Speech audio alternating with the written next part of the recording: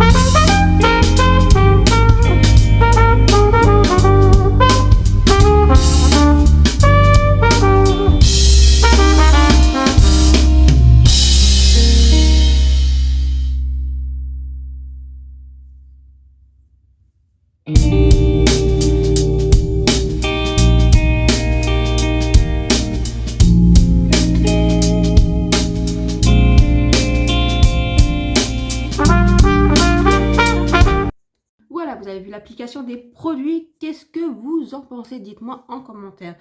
Alors, tout d'abord, où est la palette? La palette pour les yeux, c'était pas un énorme coup de cœur de Make Up Révolution, je vais pas vous cacher.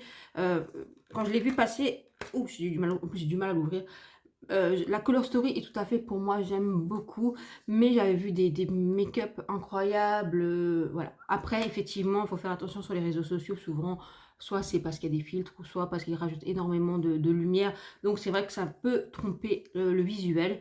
Mais au final, quand je l'utilise, je me dis que c'est quand même plutôt pas mal. J'aime beaucoup les crémeux en fait parce que je trouve que ça fait une bonne base. Les lumineux ne sont pas incroyables. Franchement, ils sont pas incroyables. Par contre, j'aime beaucoup les mats dans cette palette. Donc c'est une palette que je vais garder essentiellement parce que j'aime beaucoup les mats, mais un petit peu moins les lumineux. Je vais pas vous mentir. Attendez, peut-être si je vous mets un peu moins de lumière. Est-ce que ça marche mieux? Voilà, vous voyez, voilà, c'est pas... Pourtant, les lumineux, c'est tout à fait ma color story, j'aime beaucoup. Mais quand je les utilise, je les trouve quand même très beaux. Regardez, je trouve ça très beau quand même. Donc voilà, c'est une palette que je veux garder, qu'il faut, je pense, un peu plus utiliser. Voilà, ça reste un blob pour moi, un bof. Vous voyez, je ne l'ai jamais mis dans les flops, mais ça reste pas non plus un énorme coup de cœur. Voilà, je pense que dans Manqué Provision, il y a des meilleures palettes. Mais voilà, c'est mon point de vue. Dites-moi en commentaire ce que vous en pensez et si vous l'avez et qu'est-ce que vous en pensez. Mais vraiment, voilà. Est-ce que c'est la Color Story? Parce que je sais qu'il y a plusieurs Color Story dans cette gamme de palettes de Make-up Revolution. Peut-être c'est juste la mienne qui n'est pas voilà, incroyable. Mais en plus, ça me fait penser beaucoup à la Rose Quartz de chez Huda Beauty. Voilà, franchement, c'est une belle alternative. C'est pas tout à fait pareil, mais c'est une belle alternative. Nous avons parlé de quoi? Nous avons parlé après de l'anti-cerne de chez Révolution. Non, pas du tout. De chez Revlon. Revlon. Déjà, je trouve que ça part... Alors, il marque full cover. Pas du tout. Pas du tout. Regardez bien, on voit encore mes cernes en transparence. Par contre, il se construit bien. C'est-à-dire que si vous en mettez un peu plus, il se construit bien. Il est assez fin, il fusionne très bien avec la peau. Ça, je lui laisse. Sauf la couleur jaune est terrible. Pourtant, c'est une couleur fer, donc quelque chose de clair. Mais pas du tout. C'est très jaune. Donc, moi, j'ai pas l'habitude. Alors, je me suis dit peut-être que pour l'été, ça irait mieux. Mais là, quand je l'ai appliqué, vraiment, c'est très jaune. Si je vous baisse la lumière, peut-être vous verrez un petit peu mieux qu'il est très jaune. Je sais pas si vous voyez bien. Je sais pas. Je sais pas si vous verrez en vidéo qu'il est assez jaune, en fait. Mais donc ça déjà, c'est pas possible. À part si j'ai un fond de teint qui est un peu le même genre de coloris. Vous voyez, si je devrais l'appliquer avec le fond de teint Anastasia Beverly Hills parce que justement il a un sous-ton jaune pour voir ce que ça donne. Mais après c'est pas un coup de cœur du tout parce que c'est pas un full coverage. Je trouve pas qu'il vit très bien sur mon contour de l'œil. Je trouve qu'il marque même en fait mon contour de l'œil en fin de la journée. Donc c'est pas un coup de cœur du tout. Le Easy Blur, le fond de teint de chez Huda Beauty. Eh ben écoutez, à force de l'utiliser, je pense qu'il va être fini. C'est pas un coup de cœur dans le sens qu'il est beaucoup trop clair pour moi. Et j'arrête pas de vous le dire parce que je l'ai testé plusieurs fois. Je pense que si vous me suivez sur ma chaîne, vous le savez. Maintenant, il s'applique bien, il fusionne bien avec la peau. Je trouve qu'il a quand même un très beau rendu sur la peau. Qu'il a quand même un très beau rendu sur la peau, pardon, et qui tient bien. Et oui, il marque pas les pores, ni les rides, ni les ridules. Maintenant, sur mon menton, souvent, il fusionne pas trop bien. Mais voilà, ça, voilà. C'est pas un coup de cœur. C'est pas un flop, mais c'est pas un coup de cœur. J'avais hésité à le racheter en une autre teinte, mais je pense que d'ici là, il y aura d'autres fonds de teint, d'autres zambis. Voilà, il y a eu d'autres coups de cœur. Voilà, et donc, voilà, celui-là, c'est-à-dire ça reste pas un coup de cœur du tout par la teinte. Après, je pense pas qu'il a quelque chose d'incroyable. Donc, dites-moi en commentaire si vous l'avez testé, qu'est-ce que vous en pensez. Mais voilà, ce que ça donne. Après, sur le teint, j'ai utilisé le bronzer, le blush de chez Say Beauty. J'adore Say Beauty. Moi, le bronzer Say Beauty, j'aime celui qui est en pot, vous savez, et que j'ai terminé. Je l'adore, c'est quelque chose que j'ai adoré utiliser, c'est quelque chose que je rachèterais volontiers parce que franchement, je l'ai adoré. En plus, c'était une teinte fer, c'était incroyable sur ma peau, je l'ai adoré. Et c'est vrai que voilà, celui-là, c'est pas incroyable. Maintenant, quand je l'ai utilisé, je vais pas vous mentir, je me suis dit, ça va. Moi, je l'avais mis dans un flop, mais en fin de compte, je trouve que c'est quand même très beau. Alors, est-ce que c'est plutôt plus adapté pour moi maintenant qu'on va sur les beaux jours, vous voyez, parce que je trouvais plutôt pas mal. Donc ça, je vais le mettre dans ma salle de bain pour continuer à le tester. Le blush, je suis pas sûre. Franchement, je sais pas. Voilà, j'ai trouvé ça beau, mais est-ce que c'est trop pigmenté? Est-ce que c'est pas la couleur qui me va? Je sais pas trop. Dites-moi en commentaire ce que vous en pensez. Mais au final, ça se travaille bien. C'est quand même pas mal sur la peau. Voilà, mais c'est pas des coups de cœur que j'ai chez Say Beauty en tout cas. Là, c'est l'highlighter. Alors, l'highlighter, je ne sais pas la marque que c'est. Glow Up, peut-être, c'est marqué. Alors, en plus, j'ai pas mes lunettes. Écoutez, je vous mets comme ça. Peut-être vous verrez mieux. Donc, qui est holographique. vous savez que je suis pas du tout fan des highlighters. Je suis pas quelqu'un qui utilise beaucoup d'highlighters. En plus, je préfère les highlighters qui sont plutôt discrets, naturels, voilà, effet en bonne santé, effet un peu mouillé comme ça. Mais j'en utilise pas vraiment. Je préfère les blushs à l'heure lumineux sans paillettes parce que j'aime pas les blushs où c'est ultra pailleté ou les highlighters ultra pailletés. C'est pas mon truc. Voilà, ça c'est pas du tout mon truc. Voilà, c'est holographique. Je sais pas si on le voit bien encore maintenant, mais c'est holographique. C'est déjà pas trop pour moi. Il est quand même assez pailleté et en plus il est gras, donc franchement si vous touchez votre peau, en fait il s'en va, il faut bien le poudrer. Donc ça c'est pas c'est un flop. Je sais pas si je vous en ai, je l'ai déjà mis dans une vidéo favori, top, flop, flop. Si c'est pas le cas, il arrivera dans une prochaine vidéo parce que ça c'est vraiment pas mon truc. Je vous ai appliqué en début de vidéo, en fait c'est une huile à lèvres, c'est censé être un baume huile à lèvres pour hydrater les lèvres de chez Makeup Revolution et le Jelly Lip Oil. Voilà, c'est pas incroyable, c'est fun parce que la texture est fun, la façon d'appliquer c'est fun, mais je trouve que ça hydrate pas non plus incroyablement bien et que ça n'a pas une trop longue durée, donc je trouve pas que ce soit un produit bluffant. Voilà, c'est un bluff. Je vous en ai déjà parlé dans une vidéo favori que c'était pas incroyable, voilà.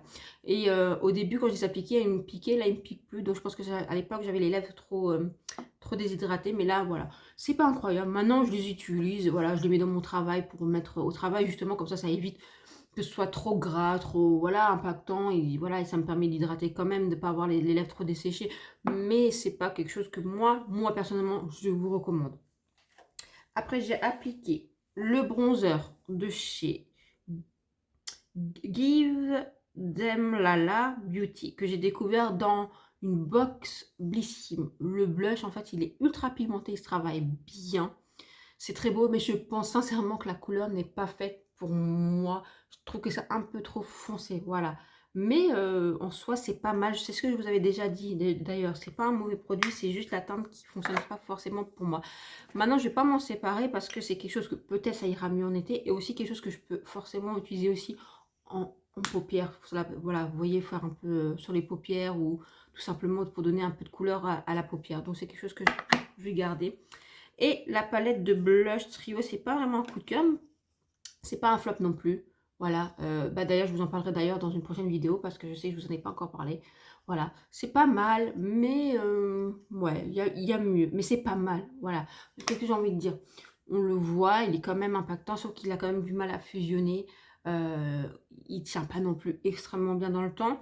Voilà, après c'est des petits prix, hein, donc voilà, ça veut rien dire. Dans les petits prix, on a de la qualité. Mais là, voilà, c'est pas incroyable. Maintenant, c'est que je ne vais pas me séparer non plus, parce que j'ai déjà utilisé ça sur les yeux, un matin pressé, c'est très sympa. Voilà, ou même pour emmener en vacances, vraiment, ça peut être sympa, ou un week-end. Voilà, je pense que c'est des genres de dupes du Tarte, vous voyez. Et donc là, vous avez un blush, je pense que, voilà, un bronzer, un blush un peu plus soutenu, un fait bonne mine.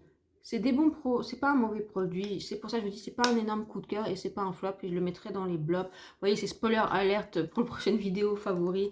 Mais c'est pas un mauvais produit. Dans les poudres, donc la Nabla et la Pink Blur de W7. La Nabla, c'est pas une poudre que j'apprécie. Je pense que vraiment, c'est une poudre qui est faite plus pour les pommes à grasse. Maintenant, à l'heure d'aujourd'hui, je l'utilise quand je travaille, mais que sur mon menton, le nez est ici au milieu. Et effectivement, j'ai vu que mon fond de teint, mon teint tenait plus longtemps sur ma peau. Donc voilà, ça, je vais la continuer à l'utiliser. Alors, j'en aurai pour une éternité vu à l'allure que je l'utilise. Maintenant, c'est pas une poudre que je recommande pour les peaux normales à sèche, très sèches, déshydratées, matures. Non, mais pour les peaux mixtes à grasse, je pense que vous l'apprécierez bien. Voilà, c'est pas un coup de cœur du tout, je l'avais déjà dit. La Pink Blur, bah écoutez, la première fois que je l'avais utilisée, je trouve qu'elle me marquait. Une autre fois, je l'avais utilisée, je trouvais ça oui. Et là, aujourd'hui, je l'ai utilisée. Et bah déjà, ça va contrebalancer un peu le jaune du l'anti-cerne. Et bon, je m'approche de vous. Je trouve pas qu'elle a marqué énormément mon anti-cerne ou mon contour de l'œil. Donc, je me suis dit, je vais la mettre de côté dans ma salle de bain et la tester sur plusieurs jours. Voilà, pour voir ce que ça donne. Mais moi, je trouve pas que ce soit un dupe ou une alternative à la Huda Beauty. Pour moi. Après, j'ai utilisé le mascara de chez Revlon, que j'en avais parlé il n'y a pas longtemps. C'est pas un coup de cœur, c'est pas un mauvais produit, mais je le trouve pas non plus incroyable. En plus, c'est par rapport à ses promesses, genre il ne donne beaucoup de volume et tout ça. Bon, il est pas mal, hein, il donne du volume, mais j'ai mieux dans ma collection. La brosse, elle est sympa, mais c'est pas forcément celle que je préfère. Voilà, mais elle agrée quand même assez bien les cils. Et ils disent qu'ils ne s'effritent pas. Mais là, je suis pas d'accord. En tout cas, sur une longue tenue, d'une longue journée, je trouve qu'ils s'effritent quand même un petit peu. Donc, si vous avez les yeux sensibles, c'est peut-être pas recommandé. Voilà, c'est pas un mauvais mascara, mais c'est pas un coup de cœur. Le mascara à sourcils de chez Marionneau, franchement, il sert à rien. Tout simplement à rien. Là, vous passez, c'est comme si j'avais rien, mais vous sentez pas, vous sentez rien. C'est pas fixé du tout. Il sert à rien du tout. Spoiler alert, je pense que vous verrez dans une vidéo favori, top, blob, flop. Parce que franchement, voilà, bof. J'ai utilisé le spray fixateur de chez Colourpop, le No Filter, le Settings Mist. Celui-ci, vous savez que j'adore l'autre, le Pretty Fresh. Alors celui-là, je l'aime d'amour, mais celui-là, je ne l'aime pas du tout. Il promet la matité fixée, matité effet faux filtre. Franchement, non. Moi, je trouve qu'il est plutôt dans l'ombre.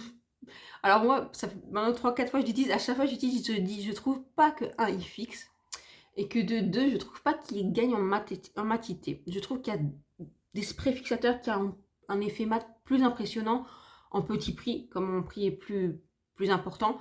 Par exemple, je trouve que le NYX Matte, il marche mieux. Je trouve que le Maybelline marche beaucoup mieux. Je trouve que le Sephora Collection, pas le Glow, mais le normal, marche mieux. Je trouve, j'en ai eu d'autres, le Make Up Revolution qui marche beaucoup mieux. Celui-là, c'est non. Et en plus, j'ai un problème avec la pompe. Alors, une fois sur deux, il diffuse très bien, voilà, très fluide. Et comme aujourd'hui, bah non, il m'a craché dessus. Voilà, c'est un produit que, non, c'est, non. Ça va sortir de ma collection parce que je l'utiliserai de toute façon pas. Même si je l'ai mis dans ma rotation Project Pan, mais justement, j'ai utilisé 2-3 fois pour ma Project Pan et je l'aime pas. Et je pense que je vais peut-être encore l'utiliser une ou deux fois, mais peut-être justement pour vous faire une vidéo Project Pan, mais non, celui-là sortira de ma collection. Celui-là, c'est un rouge à lèvres que j'ai aimé. En fait, c'est un rouge à lèvres qui est une bonne alternative à l'époque. Bon, Fabien Cosmétique n'existe plus la marque Fabien Cosmétique. Maintenant, c'est Formi. Ces rouges à lèvres-là, vous ne les retrouverez pas parce que c'était avant sur Fabien de Cosmétique. Alors, est-ce que je pense qu'il en refera d'autres, hein? Mais je trouve que d'ailleurs, le reblending de la marque en Formi est beaucoup mieux. C'est un bon rouge à lèvres. Attention, je l'aime bien, franchement.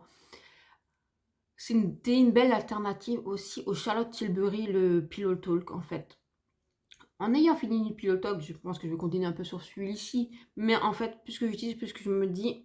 il est aussi dans mon Project Pan annuel. Il est assez asséchant sur les lèvres. C'est pour ça que j'ai hydraté d'abord mes lèvres avec celui-ci. Vous voyez, pour que ce soit un peu plus confortable sur mes lèvres. La chose que je n'ai pas avec le Charlotte Tilbury ou d'autres rouges à lèvres mat. Vous voyez, par exemple, les MAC sont beaucoup plus confortables. J'ai des rouges à lèvres de Make Up Revolution liquide mat qui sont beaucoup plus confortables. Voilà. Bon, après, c'est un produit qui a déjà... 1 ou 2 ans, donc aussi ça arrive à date de péremption, donc je pense que voilà, à la fin de l'année, je m'en séparerai. Voilà, je crois que je vous ai présenté tous les produits que j'ai utilisés aujourd'hui, donc dites-moi si vous les connaissez, qu'est-ce que vous en pensez ici, vous les aimez oui ou non. Si vous avez aimé cette vidéo, likez, abonnez-vous, partagez et commentez. Merci beaucoup de faire évoluer cette chaîne. Merci beaucoup. Vraiment, ça me fait chaud au cœur. Vous avez vu qu'on a changé aussi le nom de la chaîne. Vous avez fait participer. Voilà. C'est le quotidien d'Amandine. Amandine Beauty Addict. Voilà. Je crois que ça me correspond aussi bien. Vous pouvez me rejoindre sur mes réseaux sociaux. Échanger avec moi. Ça me ferait extrêmement plaisir. Je vous souhaite un très bon dimanche. Et d'ailleurs, bonne fête à toutes les mamans. Voilà, gros bisous, à bientôt.